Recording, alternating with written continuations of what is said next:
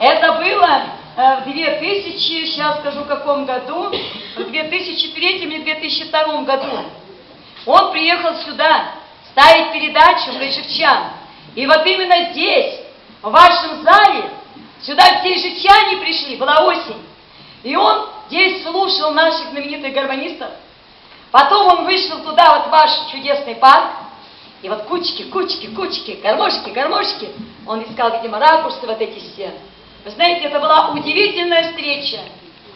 И потом, когда уже Геннадий Заволокин погиб, его эстафету приняла его дочка Анастасия Заволокина. И много раз она приезжает сюда, в наш Ижевск, фонд Заволокина, в залах полный аншлаг. И вот сейчас мы вам споем песню, которую написал Геннадий Заволокин. От печки до печки. Деревенька тоже из его репертуара. То есть мы очень любим петь его песни.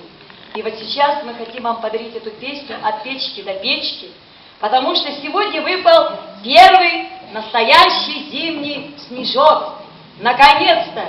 И, наверное, для вас высшее блаженство приехать в садик, в огороде.